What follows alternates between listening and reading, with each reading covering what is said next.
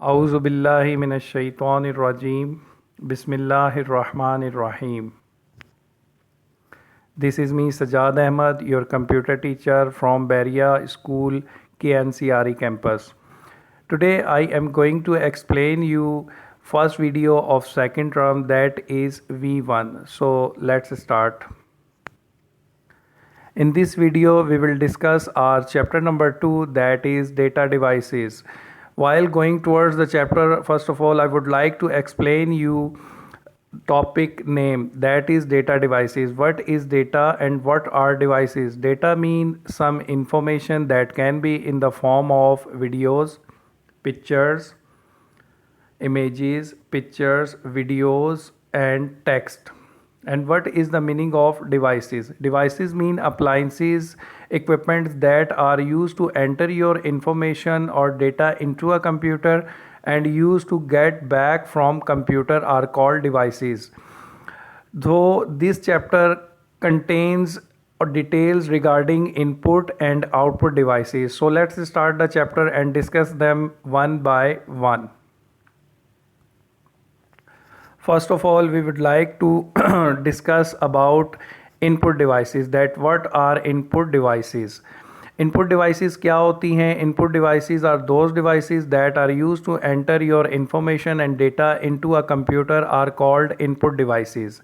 वो तमाम devices जिनकी मदद से आप अपने डेटा को कंप्यूटर के अंदर ट्रांसफ़र करते हैं वो इनपुट डिवाइसेस कहलाती हैं. इनपुट डिवाइसेस में कीबोर्ड, माउस, जॉयस्टिक और स्कैनर वगैरह शामिल हैं. आए इनको वन बाय वन डिस्कस करते हैं. इसमें कुछ ऐसी इनपुट डिवाइसेस भी आज हम डिस्कस करेंगे जो आज से पहले आपने कभी ना पढ़ी हैं ना उन्हें कभी डिस्कस किया है. सबसे पहली जो इनपुट डिवाइस हम डिस्कस करने जा रहे हैं वो है ग्राफिक्स टैबलेट. ग्राफिक्स टैबलेट एक ऐसी डिवाइस है जिसे आप एक केबल की मदद से अपने पीसी के साथ कनेक्ट करते हैं और उसके बाद इसमें एक पेन दिया जाता है जिस पेन की मदद से आप जो भी ड्राइंग, जो भी पिक्चर इस टैबलेट की स्क्रीन पर क्रिएट करेंगे, बनाएंगे, वो ऑटोमेटिकली कंप्यूटर के अंदर भी डिज़ाइन होना शुरू हो जाएगी और बनना स्टार्ट हो जाएगी. इन टैबलेट्स को अमूमन डिज़ाइनर और इंजीनियर्स वगैरह डायग्राम्स को बनाने के लिए इस्तेमाल करते हैं.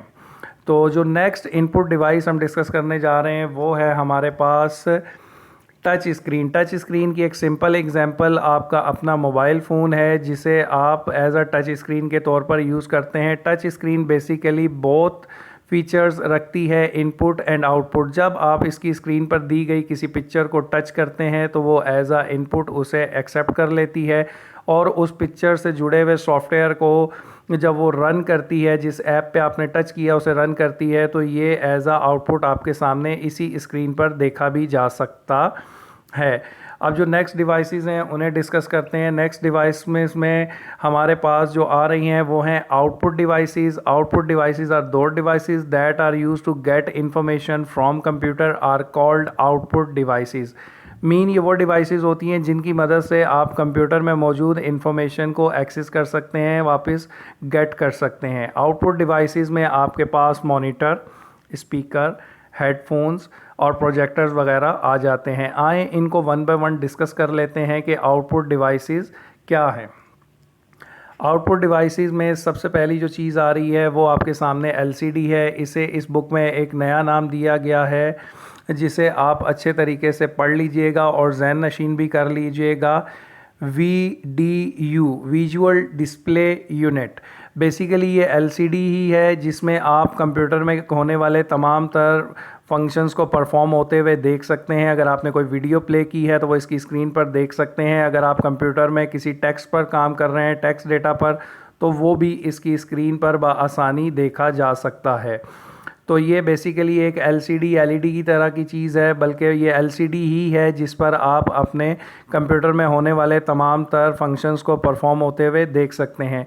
इसका जो साइज़ है वो इसके डायगनल से मेजर किया जाता है. डायगनल क्या होता है? किसी भी रेक्टेंगुलर पिक्चर के एक कॉर्नर को अगर आप दूसरे कॉर्नर से एक स्ट्रेट लाइन की मदद से जोड़ दें तो उस स्ट्रेट लाइन की जो लेंथ होती है वो इसका डायगनल होता है और उसे इंचज़ में मेजर किया जाता है.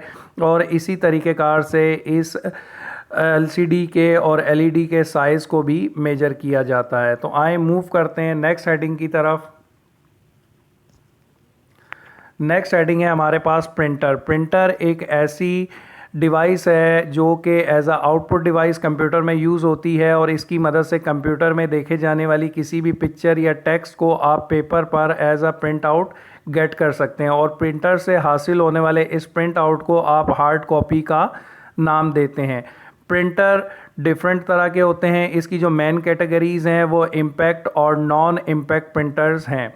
तो हम इन कैटेगरीज़ को और इन कैटेगरीज़ में पाए जाने वाले कंप्यूटर्स को वन बाय वन डिस्कस करेंगे। सबसे पहले हम डिस्कस कर लेते हैं इम्पैक्ट प्रिंटर्स को।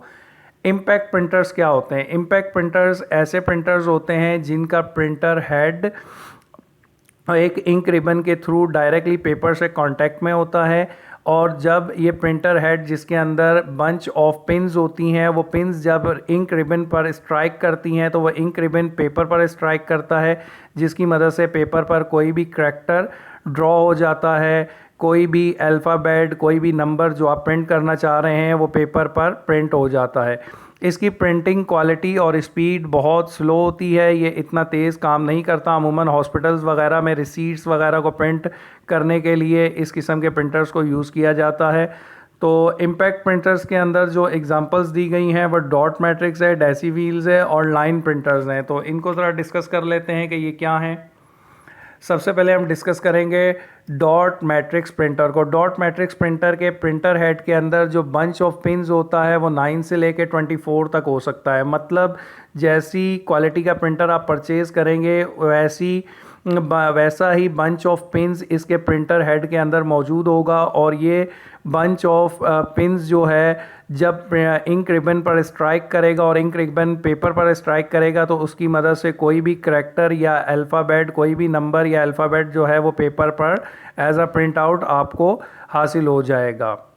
आए मूव करते हैं नेक्स्ट प्रिंटर टाइप्स की तरफ जो हैं इम्पैक्ट प्रिंटर्स। इम्पैक्ट प्रिंटर्स और नॉन इम्पैक्ट प्रिंटर्स का जो मेन डिफरेंस है वो यही है कि इम्पैक्ट प्रिंटर्स के अंदर जो प्रिंटर हेड और पेपर है उनमें डायरेक्ट कांटेक्ट होता है, जबकि नॉन इम्पैक्ट प्रिंटर्स के अंदर ये डायरेक्टली कांटेक्ट में नहीं होते। नॉन इम्पैक्ट प्रिंटर्स के कैटेगरीज़ के अंदर हम चलते हैं और वन बाय वन इन्हें डिस्कस करते हैं। सबसे पहली कैटेगरी में जो प्रिंटर इस कैटेगरी में जो पहला प्रिंटर हम डिस्कस करने जा रहे हैं वो है इंकजेट प्रिंटर।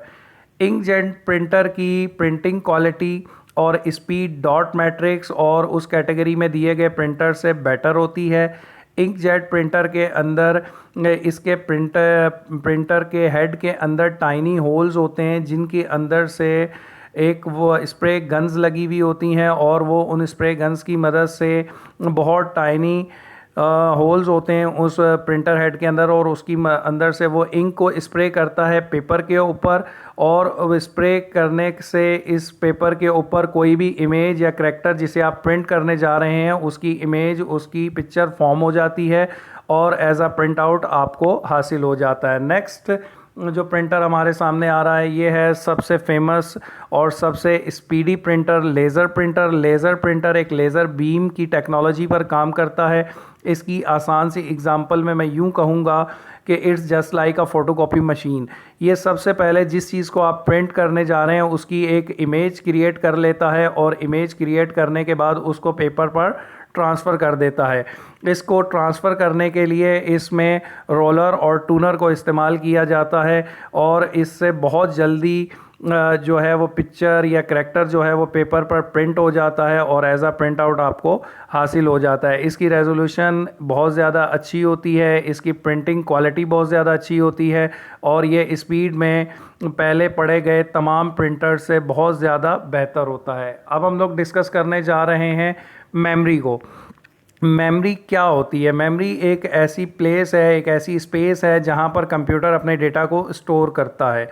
कुछ डेटा कंप्यूटर में पहले से स्टोर होता है और उस मेमोरी की कैटेगरी भी अलग होती है और कुछ डेटा को आप कंप्यूटर में अपनी मर्ज़ी से स्टोर करने जा रहे होते हैं, स्टोर करते हैं और उसकी कैटेगरी अलग होती है। Memory basically is a place where you can store data in a computer.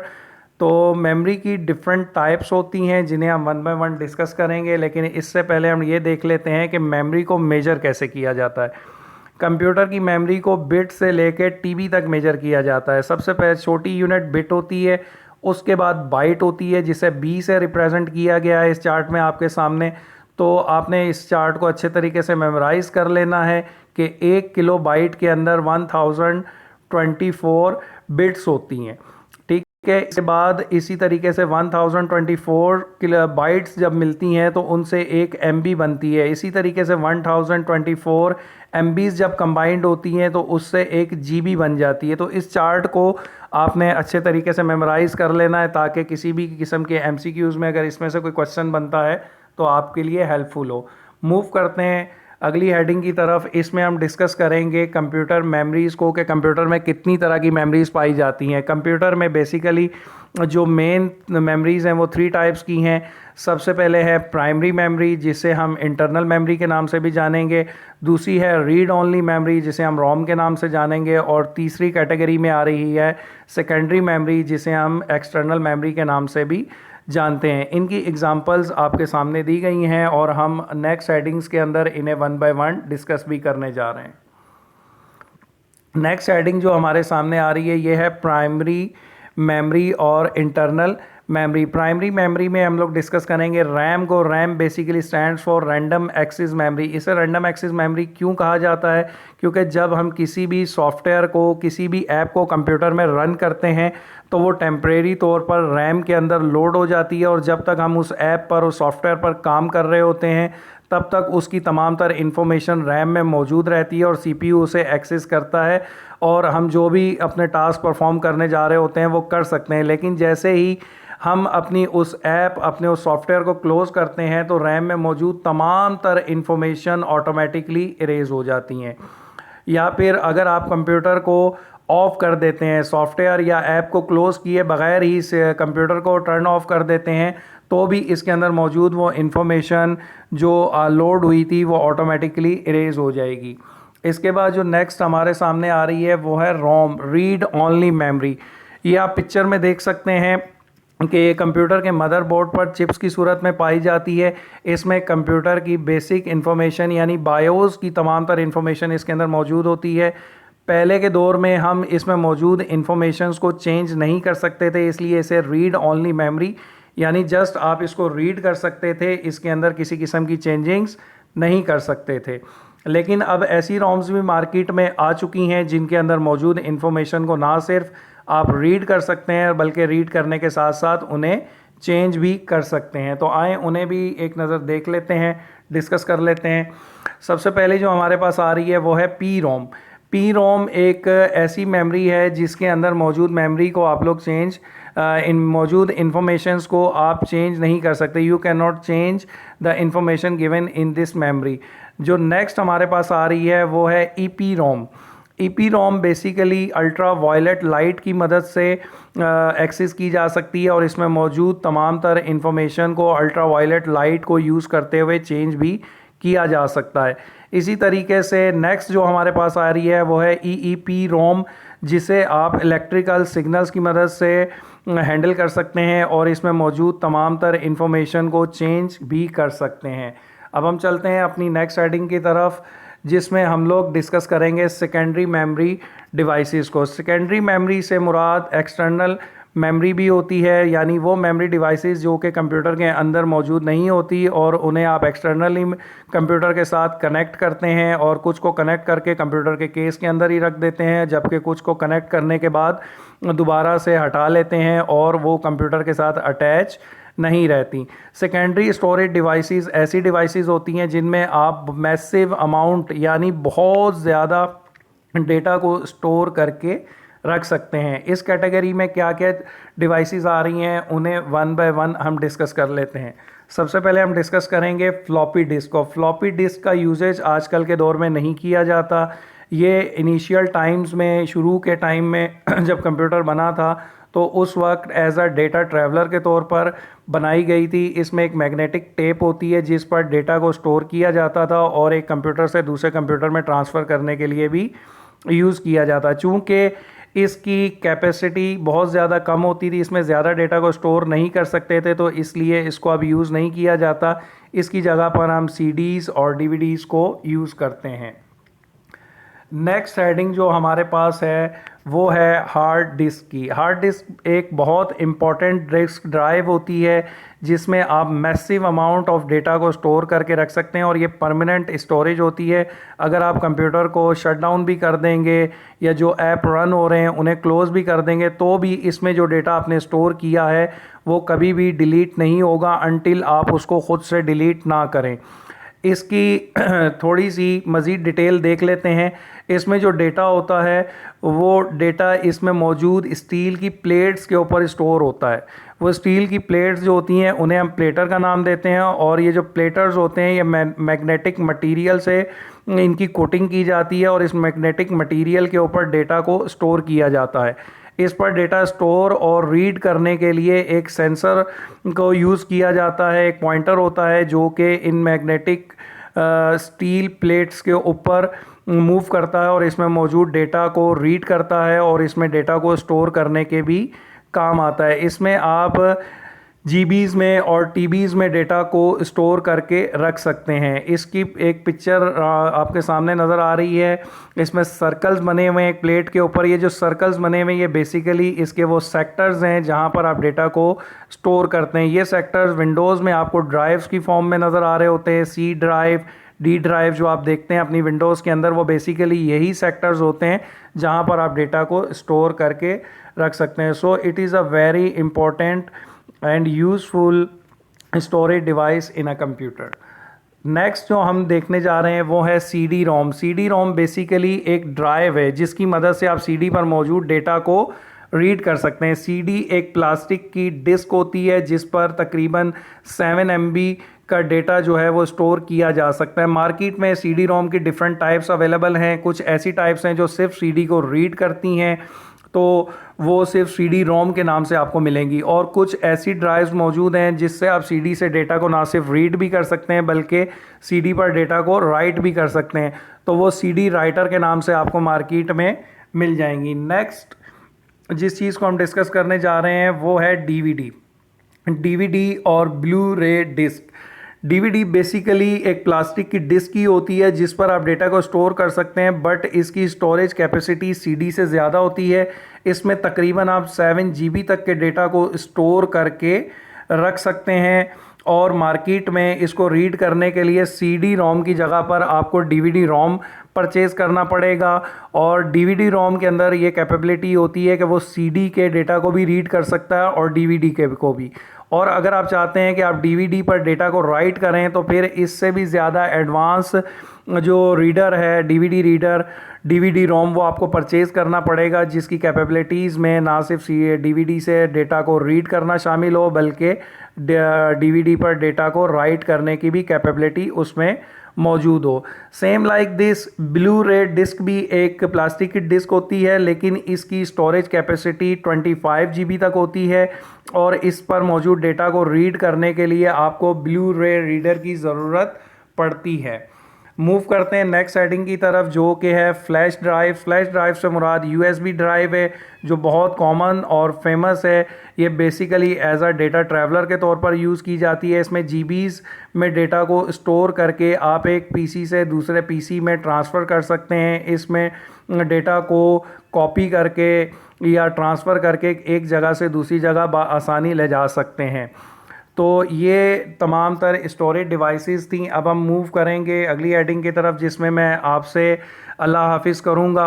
आप लोगों ने करना ये है कि अपने इस पूरे चैप्टर को, कंप्लीट चैप्टर को अच्छे तरीके से रीड आउट करना है और रीड करने के बाद इसके लास्ट में दी गई एक्सरसाइज को सॉल्व करने की कोशिश करनी है। उम्मीद करता हूँ कि आप लोग उसको सॉल्व करने में सक्सेसफुल होंगे। अगर आपसे वो सॉल्व नहीं हो पाती तो मैं आप लोगों की हेल्प करूँगा और उसको सॉल्व करने में आपको जो नोट्स वगैरह हैं वो भी प्रोवाइड कर दूँगा। अपना बहुत सारा ख्याल रखिएगा। अल्लाह हाफिज़।